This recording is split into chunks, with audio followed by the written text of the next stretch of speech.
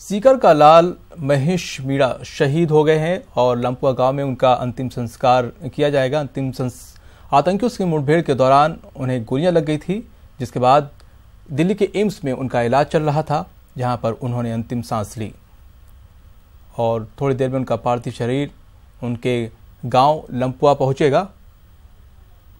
और आसिफ खान हमारे साथ जुड़े हुए हैं, हम जानने की कोशिश करते हैं। आसिफ, ये बताइए कि कब तक पार्थिव शरीर पहुंचेगा, अंतिम संस्कार कब तक होगा?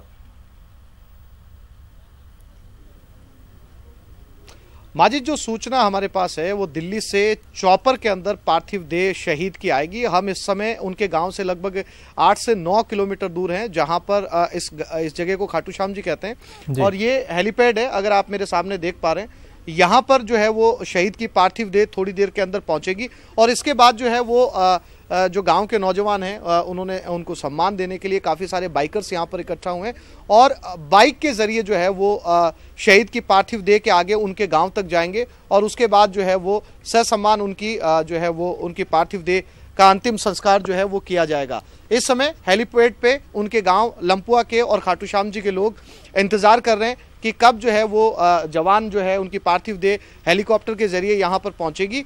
और पूरा लंपुआ अगर एक तरह से कहा जाए, उनके नौजवान यहाँ पर इकट्ठा हैं और अब से कुछ ही देर के अंदर जैसे सूचना मिलती है कि वो वहाँ से रवाना हो गए। बहुत ज़्यादा समय माजिद अगर चॉपर के जरिए लगेगा नहीं, घंटे भर मैक्सिमम वो यहाँ पर पहुँच जाएंगे। और उसके बाद जो है मैं आपको तस्वीरें दूसरी तरफ भी दिखाना चाहता हूँ, जहाँ पर उनके लिए गाड़ी भी सीआरपीएफ की तरफ से तैयार की गई है। इसी गाड़ी के अंदर जो है वो यहाँ से रवाना होंगे, उनकी पार्थिव देह रवाना होगी। अगर आप सामने देख पा रहे हैं, एक ट्रक जो है वो पूरी तरीके से सजाया गया है पार्थिव देह के लिए। इसी ट्रक के जरिए वो यहाँ से लंपुआ के लिए रवाना होंगे। और मेरे बाईं तरफ अगर आप देखेंगे तो वो बहुत सारी बाइक्स यहाँ पर लाए हैं, ताकि इस ट्रक के आगे और सीआरपीएफ की गाड़ी के आगे ये नौजवान बाइक्स के जरिए उनको गाँव तक लेके जाएंगे और वहाँ पर लंपुआ के अंदर उनकी पार्थिव देह का जो है वो अंतिम संस्कार किया जाएगा। माजिद, आसिफ, आपके साथ तमाम नौजवान भी वहां पे नजर आ रहे हैं, वो किस तरह से उन्हें याद कर रहे हैं?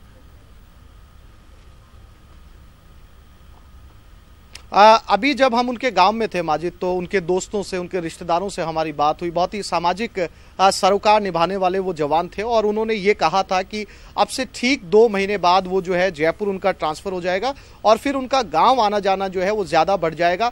लेकिन उन्होंने अपना वादा पूरा किया 2 महीने बाद गाँव आने का, लेकिन दूसरे तरीके से। इस बार वो तिरंगे में लिपट कर अपने गाँव पहुँच रहे हैं, लेकिन उन्होंने अपने दोस्त से किया हुआ ये वादा ज़रूर पूरा किया। 3 गोलियां उनको लगी थी, एक ब्रीदिंग पाइप में और 2 शोल्डर के ऊपर, कंधे के ऊपर। शोल्डर वाली गोलियां आसानी से निकाली जा सकती थी, उनको ठीक किया जा सकता था, लेकिन जो ब्रीदिंग पाइप में उनको गोली लगी थी वो जो है उनके शहीद होने की बड़ी वजह बनी। आतंकवादी जो है एक मकान के अंदर, श्रीनगर के अंदर इकट्ठा थे। अरिपाल एक जगह का नाम है, जहां पर वो आतंकवादी सीआरपीएफ के जवानों को सूचना मिली और इस सूचना के बाद वो उस मकान के पास पहुंचे। क्रॉस फायरिंग हुई, आमने सामने फायरिंग हुई और इस फायरिंग के अंदर शहीद को गोली लगी और उसके बाद उन्हें एम्स दिल्ली लाया गया। दिल्ली के बाद उन्होंने कल शाम को जो है वो आखिरी सांस ली और अब सीआरपीएफ के जवान जो है वो दिल्ली से उन्हें गांव की तरफ लेकर पहुंच रहे हैं। कब तक पहुंचने की उम्मीद? आप बता रहे हैं कि जल्दी पहुंच जाएंगे, तो अंतिम संस्कार कब तक होगा? देखिए, जो अंतिम संस्कार की प्रक्रिया होती है वो पार्थिव देह पहुंचने के बाद में उसमें बहुत ज़्यादा समय नहीं लगाया जाता, क्योंकि किसी भी जो फोर्स है उसका एक प्रोटोकॉल होता है और उस प्रोटोकॉल के अंदर जो समय है वो तय किया हुआ होता है। उस तय समय के अंदर उनको करना होता है। जैसा कि परंपराओं के मुताबिक शाम को जो है वो अंतिम संस्कार होना बहुत मुश्किल है, इसलिए शाम ढलने से पहले कोशिश की जाएगी कि अंतिम संस्कार जो है वो पूरा किया जाए। माजिद जी, आसिफ, शुक्रिया जानकारी देने के लिए।